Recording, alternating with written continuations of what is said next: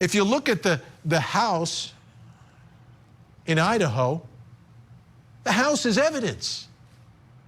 The outside of the house, the parking lot, the streets around it, the ways you can get in, the ways you can get out, the interior, all of that is evidence. What do we think the jury will have an easier time or a more difficult time in getting to the truth by not going to the scene of the crime? It's going to be more difficult. You can take 1 million pictures and 1 million videos. It is a much different experience and a much deeper understanding for everything when you've actually been there. It's in the job that I do every night. It's the same way. When I was in the studio covering the Murdaugh case, yeah, I'm covering and I'm listening to every piece of testimony, every exhibit, everything. Then when I'm down there in the low country and I drive those country roads and I walk the grounds outside of Murdaugh's house and I can see and hear, what a difference. I came back from there, I was like, all right, I get it. I get it, how nobody else could have done it. And that was the truth. And the jury got to see that, amazingly. But in this case, it's not going to happen. I want you to take a listen to Steve Gonzalez. This is Kaylee's father, one of the victims. And he's been very clear about what he and some of the families want in this case. We communicated with some other families. There's 3 families that are concerned with that. We're trying to make sure that, that all the proper steps are done. There's audio, that from my understanding, and if there's audio, I don't understand how you could take a house down and not say that people are going to want to hear those sounds from the location of the recording from inside the house, dog barking, things like that. Mm-hmm. So we'll try to do everything, and something like that is just evidence. It's not for or against, it's just evidence, so that's why we're trying to protect it. It's evidence. Evidence to help the jury get to the truth, which is what every victim wants, right? You want the truth to come out in court. You want the jury to get it. Here's a statement from the University of Idaho. This is a new statement. The University of Idaho will delay, but only until October, the demolition of the King Road house. Remediation of the house, including lead and asbestos abatement, continues in preparation for demolition. So it's going down. It's going to happen this fall. The house is getting knocked down this fall. So, as first reported by the New York Times, we now have the emails as well. Emails from the prosecution and the defense on this exact issue. Shocking to me. Take a listen. Take a look. This is a prosecution email on this demolition. The scene has been substantially altered from its condition at the time of the homicides, including removal of relevant property and furnishings. Happens in most cases, folks. Removal of some structural items such as a wall board and flooring, and subjected to extensive chemical application, creating a potential health hazard. What chemical application? I want to know. These are some of the reasons we have concluded that a jury view would not be appropriate. Okay? They could also look at the outside of the house and all the roads and the way in, the way out, what you can see from where. But that's, you know, that's not the whole story I'm reading there. Here's what the defense said. And the defense doesn't have the same obligation to the truth that the prosecution does. So I don't hold them up to any of the same standards that I do prosecutors, because they have a much different job. I'm writing to let you know that the defense has no objection to the university proceeding as it sees fit with the residents on King Road. Previously, the defense agreed to release the property. Upon communication with the university, we were asked to weigh in on demolition of the premises. We appreciate the accommodation of one final walkthrough. After the walkthrough, our team has discussed the demolition of the premises again and have no objection. They have no objection. But to me, remember, the defense and prosecution have different jobs. The defense is to do everything and anything to defend someone.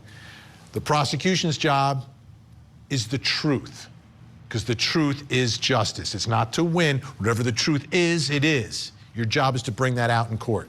Okay, So where are we with all this? Let's bring in our guest joining us tonight from Seattle, Washington. Great reporter from the New York Times, broke this whole story with the emails. Mike Baker's with us. And joining us from Orlando, Florida, great friend of the show, friend of mine, jury consultant and human behavior expert, Susan Constantine is back with you. Thank you both. Mike, let me start with you. What is there more to this story? A lot of us are very, very shocked by the fact that prosecutors and/or the defense, everybody wants this thing demolished out there. What did you find out, Mike? Yeah, I think the whole question from the prosecution is there a benefit to some sort of jury visit? You mentioned the Murdaugh case where there was a lot of benefit to see the layout of the property, the distances between where things were. Cases like the Michael Peterson case, your viewers might remember that from North Carolina, where the infamous staircase was, and a chance to go see that staircase. Jurors actually walked up the individual steps, looked back to see, could they fall? Could they stop themselves from falling by reaching for a banister? And is there a benefit in this case to actually bringing the jury in, or has the scene been altered so much that it might actually be not beneficial? You read those emails. The prosecutor talked about, removing wallboard, removing flooring. The furnishings are gone, so sound doesn't necessarily travel in the same way. In the building, it doesn't necessarily look the same way as it did when the killings happened. So does the jury actually get a full picture if they go in? At the same time, Steve Gonsalves is really insistent that why take the chance? If there's a chance the jury might want to come in there and see what the scene is, to understand if there's a dispute over something that actually showing the jurors what this building looks like, why take the chance of getting rid of it now? I think it's an interesting debate in that point. Mike, you gave a great example, that staircase. I was on that staircase before the jury was there. And the moment I walked in there, I was like, oh my God. I mean, it was eye-opening. It made my reporting on the story so much different because it's a deeper understanding. We saw the pictures, the videos. It's not the same as walking those steps. And in that case, seeing the bloodstains that were there. All right, Susan. So again, yes. Jury consult. It's up to a jury to always in these cases to figure out what the truth is. I've got to think most jurors want to go to the scene, and it's got to be helpful. But you're the expert. What do you think?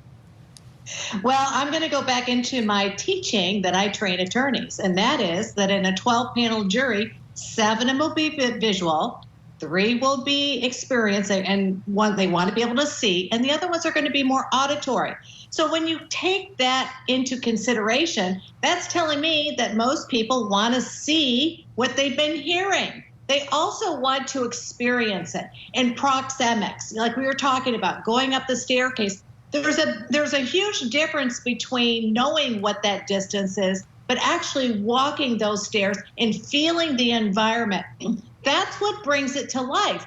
Right now, it looks like the House of Horrors, and we don't know that if the jurors went there, what would occur. We did run into some problems with that in the Murdaugh case. But on the other hand, I think that they want to experience what they've been hearing so they can get into the reality of it and not think of it as just a horror story. And you talk about the spaces. Mike, this is a case where I believe from the affidavits that we've read that one of the surviving roommates actually sees someone. They've got a mask on, they see the eyes, the way they're dressed. And just to understand the distance between where the witness is and where the alleged killer is and where the bodies are, to me, is enough. And, in the O.J. Simpson case, they went back. They visited some scenes there as well. Yeah, O.J. decorated them a little bit differently than they were before, but they still got the idea of what the layout was. In the Parkland school case, they went back to the school. It's not filled with students, so it's never exactly the same. But I think Susan makes a good point about just the distances between rooms and everything. I've seen a million pictures of this place. I still don't feel like I've walked through there. I know I've looked at realty sites. I've looked at drawings. I've heard descriptions, but I don't know if the jury's going to get the real feel for where all these rooms are. Yeah, I think that Yeah, you're talking I to think me. that's true. That was to Mike, Susan. That's If you okay. showed a Go ahead, 3D Mike. model. Go ahead, Mike.